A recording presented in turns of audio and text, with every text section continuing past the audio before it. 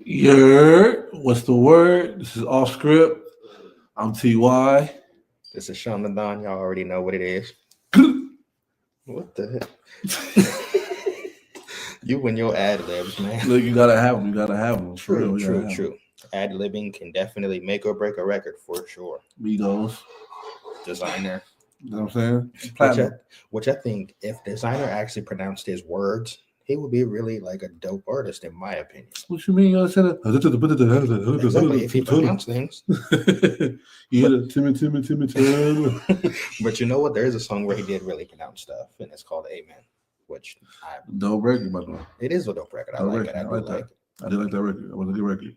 Came out of nowhere too. I was like, I didn't expect that because you see like how he was beforehand. He was like, okay, and he just switched it up. It was cool. Yeah, switch up was cool. You know what I mean? It worked out for him, and then I liked it. So, absolutely. You know, sometimes you really got to change different things up for yourself. You don't want to just keep that same wave. Although, I only think there's one rapper that can really keep that same wave, and that would be DaBaby. No, that's facts. That's facts for real. Even though he keeps that same cadence, that same flow, like it really works for him. And not too many people can do that. Trust me. They can't. They try it and it don't even work no more. Yeah. But he been consistent with it the whole time too. And then the songs are still tight. Yeah, like I don't find the whole repetition thing everybody keep talking about. It may sound repetitive, but at the end of the day, it's not the same song. The beats are different. Maybe the flow the same, but there's a bunch of rappers that have the same exact flow their whole career. Absolutely, because it's like back then you could really tell who was who.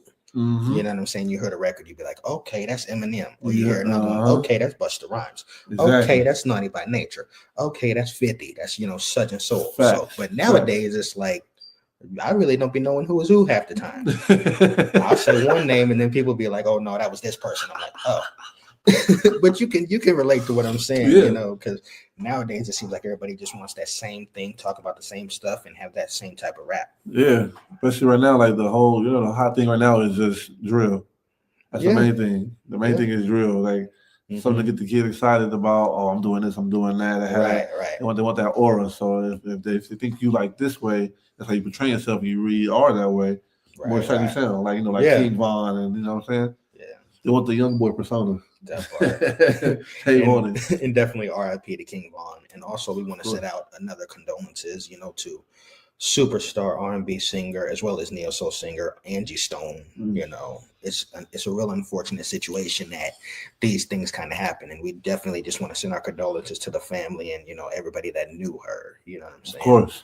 We all can have empathy for somebody, and hearing different things about people. So we just wanted to say that first and foremost. Of course, man. It like I didn't even know you when I told me about the news. I didn't know about it, and it was funny because, was that not the Fighting Temptations? It was a movie that she was Fighting Temptations. She was in that movie. Mm-hmm. So that wasn't what I was talking about. Yeah, she played the. I think she was a salon lady that worked in a salon, if I'm not mistaken.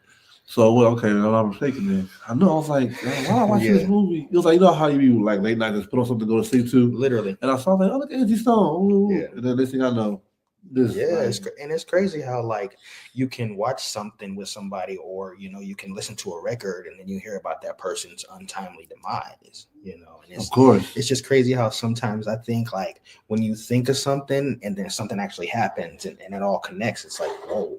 Yeah, it gets you off guard for real. Like I think one of them was that caught me off guard was when Pop Smoke.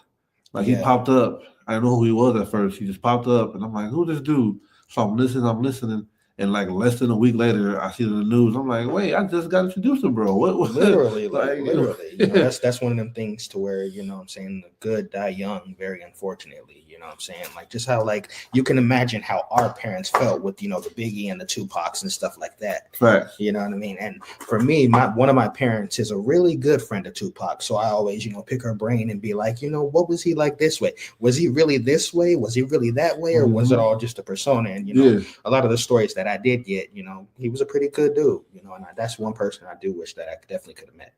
Oh no, of course. There was so many different sides to him that we didn't get to see. Absolutely. Like all you show, like what the media don't show of him. You know what I mean? Like he wasn't just some rapper. No, he was a poet. He was an artist. You know what I mean? He was a difference with a lot of different people. Like you know what I mean? Like especially your mom. You know what I mean? So yeah, and the baby Black Panther. You know, that's that's one thing he really was, and he was shown what America really was at that given time. Ahead of his time.